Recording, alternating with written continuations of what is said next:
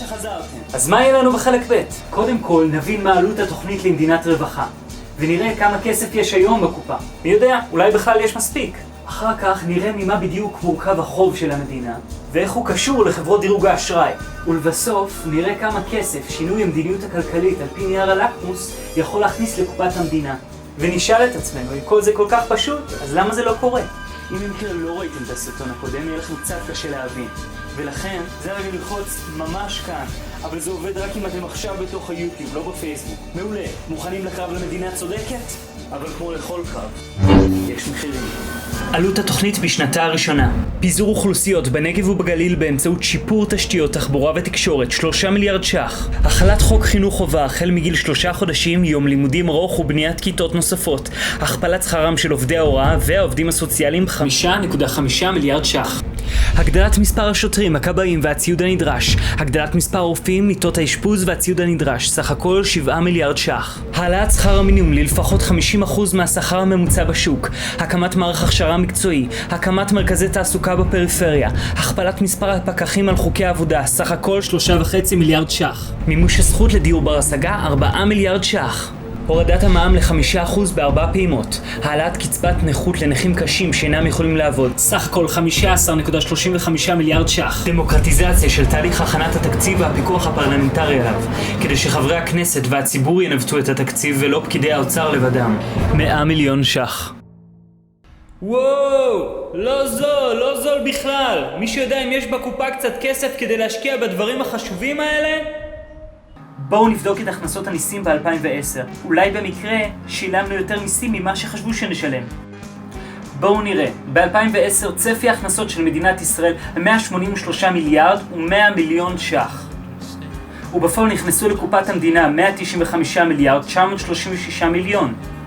זה אומר ש12 מיליון 836 מיליון ש"ח לא חושבו בתקציב. חבל, אפשר היה לעשות דברים יפים עם הכסף הזה. בששת השנים האחרונות 32 מיליארד 190 מיליון ש"ח פוספסו מהתקציב בצורה זו. טוב, אז אולי נבדוק אם יש עודפים בתקציב הקיים, אולי איזה פרויקט לא יצא לפועל, אבל בעצם מה הסיכוי? הרי הם רבים פה על כל שקל בתקציב, לא? בואו נראה, ב-2010 הגירעון שאושר באופן דמוקרטי היה 38 מיליארד 802 מיליון. בפועל הגירעון הוא 24 מיליארד 305 מיליון. זה אומר שהפער הוא 14 מיליארד 497 מיליון. יש לנו כזה עודף בתקציב? עכשיו אל תתבלבלו חברים, במצטבר בשש השנים האחרונות עודפי התקציב שלנו הם 59 מיליארד 818 מיליון שקלים. אז רגע, מעודפי המיסוי ועודפי התקציב ביחד יש לנו 27 מיליארד 333 מיליון ש"ח. אז רק ב-2010 לבד נראה שיש לנו את רוב הכסף שאנחנו צריכים בשביל להגשים את חזון מדינת הרווחה שלנו. וזה עוד בלי להתחשב בעודפי התקציב של 6 השנים האחרונות. אז יאללה, צדק חברתי! לא, החוב, אנחנו צריכים את הכסף הזה בשביל להחזיר את החוב העצום, הנורא, ההיסטורי של מדינת ישראל. מצטער, אני באמת לא ידעתי שאנחנו בכאלה חובות. יפה, עכשיו תן את הכסף. אבל רגע, חוב זה דבר יחסי, לא? הרי חוב של 5 שקלים לבן אדם שמרוויח 10 שקלים זה לא כמו חוב של 5 שקלים לבן אדם שירוויח 100 שקלים, לא? זה מה שנקרא יחס חוב תוצר, וזה מה שאנחנו רוצים לצמצם. עכשיו, כדי לצמצם אותו, או שאנחנו מקטינים את החוב, או שאנחנו מגדילים את התוצר.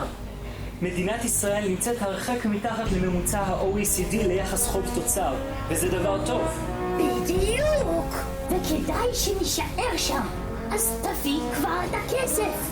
רגע, אנחנו כבר תמחרנו בתקציב 77 מיליארד שקלים להחזר החוב. אולי יש דברים שיותר חשוב להוציא להם את הכסף, כמו דיור ציבורי, כמו שכר למורים, לעובדים הסוציאליים. אתה ידעת שב-2010, למרות שהגדלנו את החוב ב2%, יחס החוב תוצר שלנו קטן ב3%? למה? בגלל הצמיחה. הצמיחה הגדילה את התוצר שהקטין את יחס החוב תוצר, ולא בגלל שהחזרנו כסף. אתה יודע בכלל עם מי אתה מתעסק פה? ואם פתאום יגידו לך להחזיר הכל, מה זה אז? אתה יודע מה?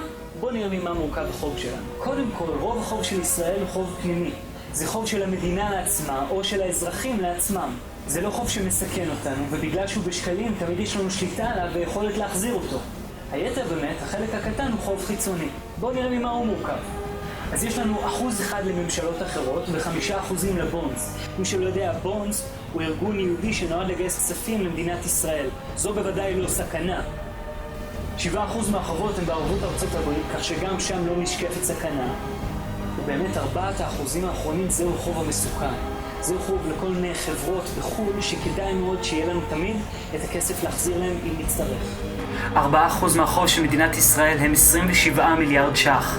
בעוד שלבנק ישראל יש יתרות מטבע חוץ של 77.4 מיליארד דולר. כך שגם אם נצטרך יש לנו מאיפה לקחת.